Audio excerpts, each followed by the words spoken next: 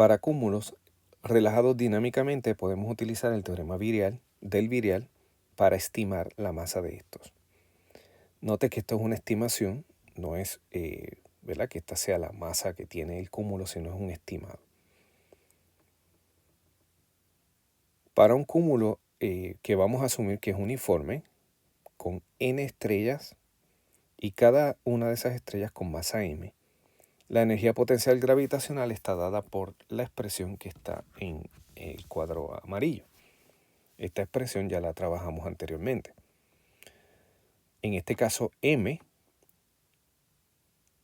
va a ser igual al número de estrellas multiplicado por la masa de cada estrella. O sea que m mayúscula es la masa del cúmulo. Podríamos llamarle la masa total del cúmulo. Y r es el radio del cúmulo. Si escribimos lo que es la energía cinética,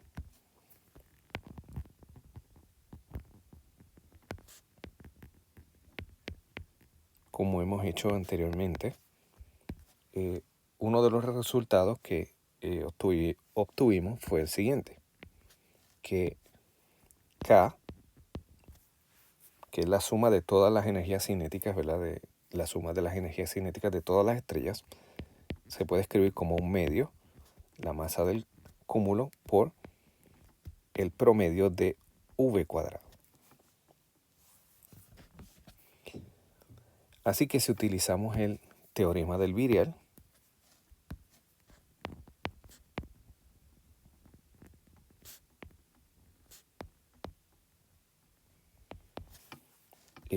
ese teorema en esencia nos dice que 2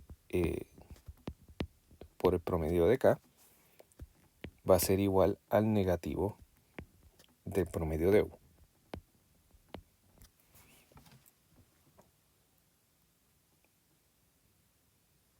Así que si sustituimos las ecuaciones que tenemos aquí, tenemos por un lado 2, valor promedio de K sería M por promedio de V cuadrado, ¿verdad? Porque el factor de un medio quedaría eliminado por el 2. Y esto sería igual al negativo de menos 3gm cuadrado sobre 5r, quiere decir que el signo cancela y tendría 3/5 gm cuadrado sobre r.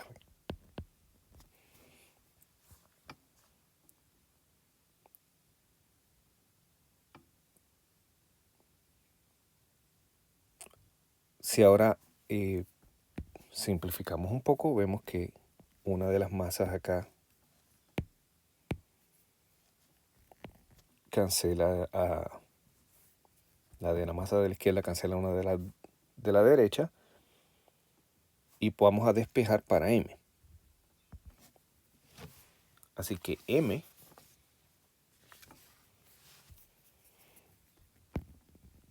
sería igual a 5 tercios por el promedio de V cuadrado por R sobre G.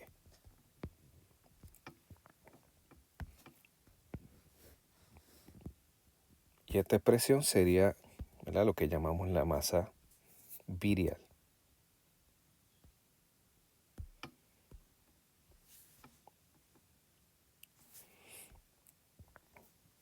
Por lo tanto, si medimos la promedio, ¿verdad?, del cuadrado de las velocidades y sabemos R, que sería una medida del tamaño del cúmulo, podemos calcular este estimado de la masa.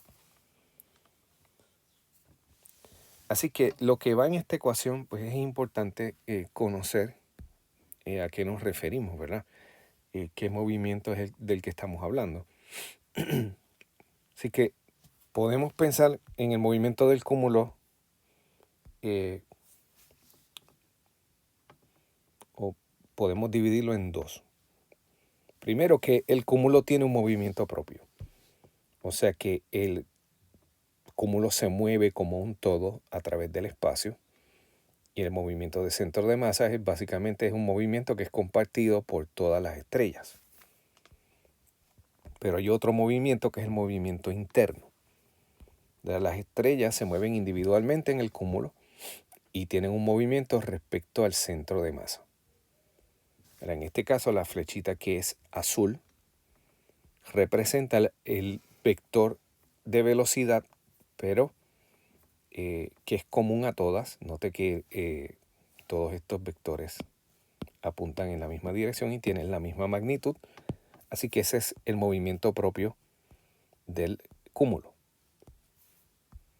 que está reflejado, ¿verdad?, aquí con este movimiento del centro de masa, esa velocidad. Pero también las estrellas se mueven individualmente dentro de ese cúmulo y las flechas rojas indican ese movimiento, el cual es medido respecto al centro de masa del cúmulo. El movimiento neto de cada estrella, del movimiento que observamos, es la suma vectorial de estos dos. Pero el movimiento que consideramos para calcular v cuadrado sería el que tienen las estrellas respecto al centro de masa del cúmulo. O sea que el promedio del cuadrado de la velocidad está determinado eliminando este movimiento del centro de masa. O sea, cuenta el movimiento interno de ese sistema. Generalmente utilizamos corrimiento Doppler para determinar velocidades individuales de las estrellas, pero como ya sabemos, el efecto Doppler nos permite determinar el componente radial. Por lo tanto, en cierto sentido, podemos calcular lo que sería el promedio de el cuadrado de las velocidades radiales. Eso no, el efecto Doppler no nos da lo que sería el promedio del cuadrado de la velocidad de la estrella. Por lo tanto, tenemos que relacionar esos dos, ¿verdad? Tenemos que relacionar VR cuadrado en promedio con V cuadrado promedio. Así que lo vamos a hacer de la siguiente manera.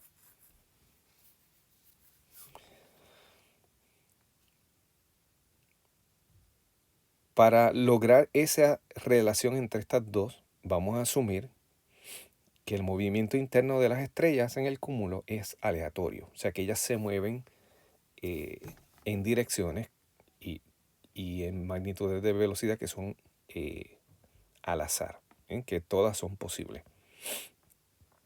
Si ahora consideramos una estrella que se mueve en el espacio, podemos escribir su vector de velocidad. Ese vector v tiene tres componentes. Tiene un componente en x, tiene un componente en y tiene un componente en z. El componente en x, si vamos a escribir un vector, vamos a multiplicarlo por el vector unitario y, que es en la dirección de x, más el componente y por j sombrero, que es el vector unitario en la dirección j, en la dirección y, más vz por el vector unitario en la dirección k. En este caso, la dirección a la que está el eje X sería entonces la dirección a lo largo de nuestra línea de visión. O sea que X sería se escoge a lo largo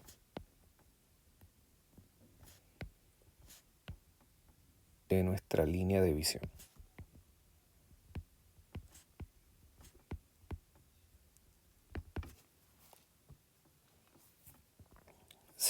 Si calculamos ahora v cuadrado, esto no es otra cosa que v.v, el producto escalar de v consigo mismo.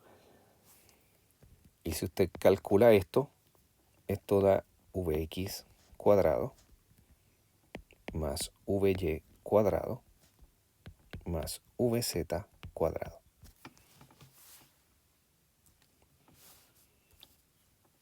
Si uno toma el promedio de esta cantidad, el promedio de v vector cuadrado, pues esto sería igual a, si usamos la definición, 1 sobre n por la suma de i igual a 1 hasta n de lo que sería v.v.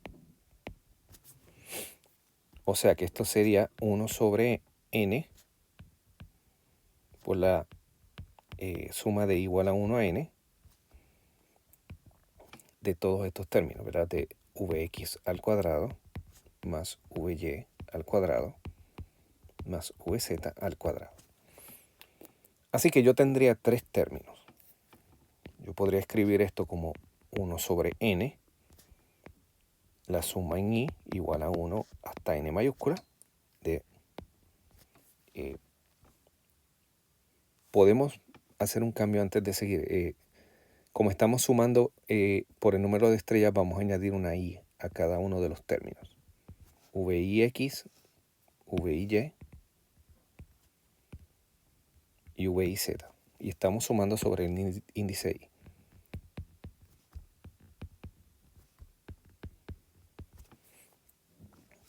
Así que aquí tendríamos la suma de, en esta línea que estamos trabajando, la suma de i igual a 1 a n de vix cuadrado. El segundo término sería 1 sobre n, suma de i igual a 1 hasta n de viy cuadrado. Le estamos separando los términos. Y el último, 1 sobre n, suma de i igual a 1 hasta n de viz al cuadrado.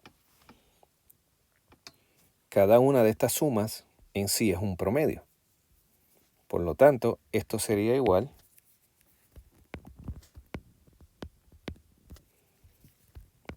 a el promedio de vx cuadrado más el promedio de vy cuadrado más el promedio de vz cuadrado. Así que tendríamos esta expresión.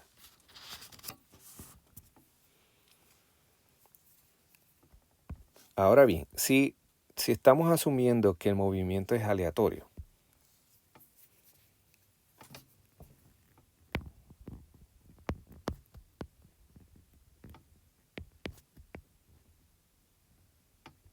lo que esto va a implicar es que no hay una dirección preferencial.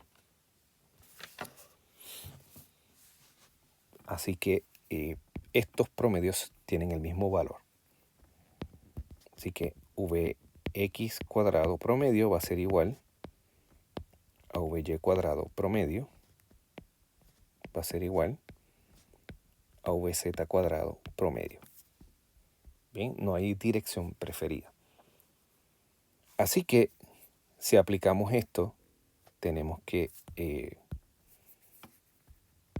el promedio de v cuadrado es igual a 3 veces cualquiera de esos, ¿verdad? Así que yo voy a escoger el de x. 3 veces lo que sería vx al cuadrado. Pero dado que seleccionamos x como la dirección a lo largo de nuestra línea de visión, realmente vx es lo que hemos llamado, ¿verdad?, vr, que sería la velocidad radial. Así que yo podría escribir esta ecuación como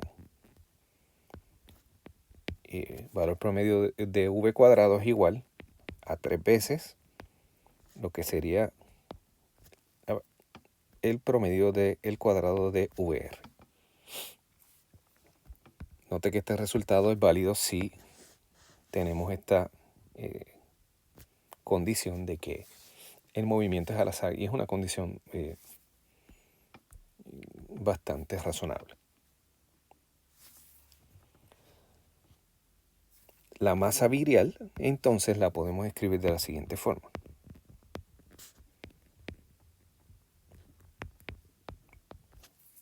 Ya habíamos escrito esa masa virial como igual a 5 por el promedio de V cuadrado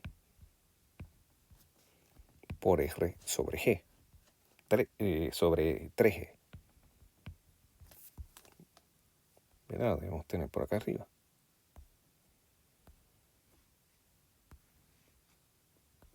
Esta que está aquí. Así que ahora vamos a tomar el resultado en términos, y lo vamos a escribir en términos de la velocidad radial. Note que el 3 que aparece aquí va a cancelar este 3 en el denominador, y al sustituir vamos a tener lo siguiente, que m es igual a 5 por el promedio del cuadrado de VR por R sobre G. Bien, esta es la expresión para la masa virial en términos de la magnitud de la velocidad radial, que es lo que en esencia podemos medir desde acá con facilidad.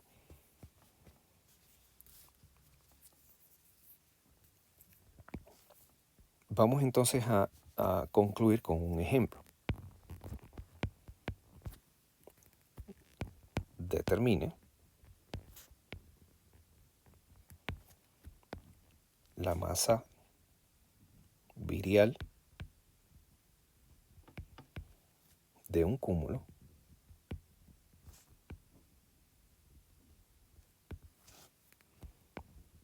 con promedio de VR cuadrado igual a 100 kilómetros cuadrados por segundo cuadrado, y su radio que sea igual a 5 parsecs. Así que queremos calcular cuál sería el valor de esa masa.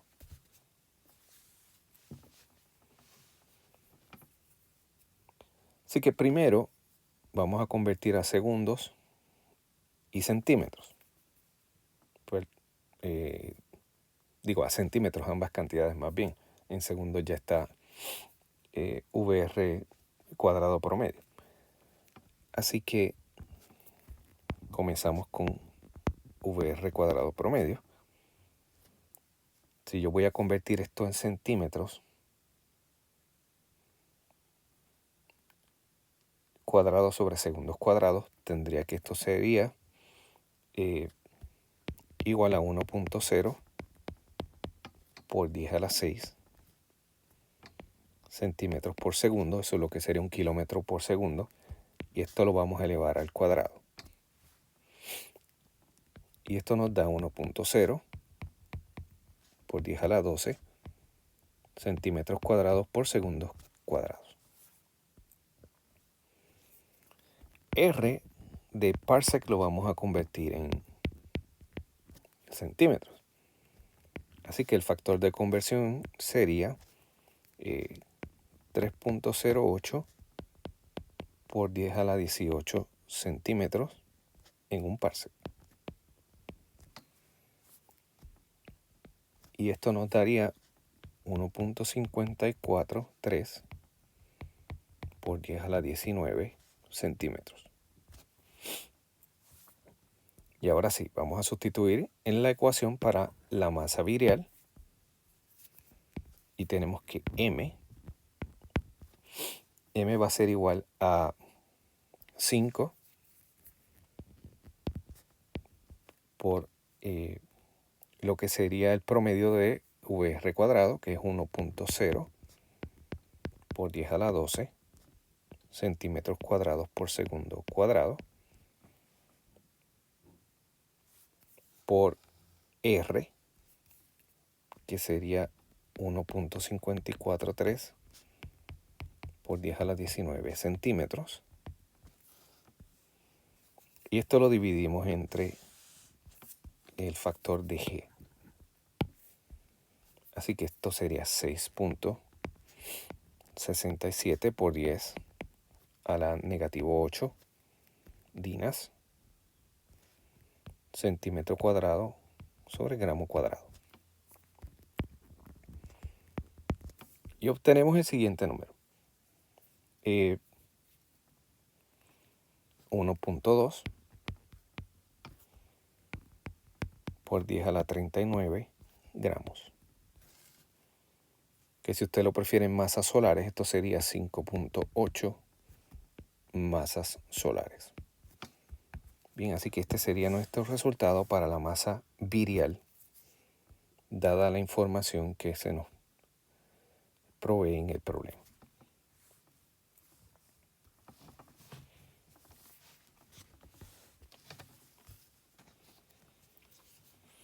Para determinar entonces el promedio del cuadrado de la velocidad radial, obviamente esto no lo hacemos con todas las estrellas del cúmulo, sino que escogemos una muestra representativa de esas estrellas. Este método tiene ciertas limitaciones, ¿verdad? Vamos a mencionar dos de ellas. La primera es que no sabemos con certeza si el cúmulo está relajado dinámicamente. Esto es una suposición que se hace en el cálculo, pero habría que estudiar el cúmulo a ver si realmente está relajado dinámicamente. De no estarlo, pues este resultado pues no es correcto. O sea, la estimación no es correcta. También puede haber efectos geométricos. Que el cúmulo no sea esférico, puede tener forma elíptica, por ejemplo, o que la densidad no sea uniforme. Y esta es una posibilidad porque se pensaría que hay mayor densidad en el centro del cúmulo que en la parte exterior. Así que basándose en esas limitaciones, el valor de estimación podría estar equivocado, ¿verdad?, por un factor de 2 o 3. En general, el orden de magnitud estaría correcto, pero no, digamos, el valor numérico que acompaña al orden de magnitud. Ese valor podría estar fuera por un factor de 2 o 3.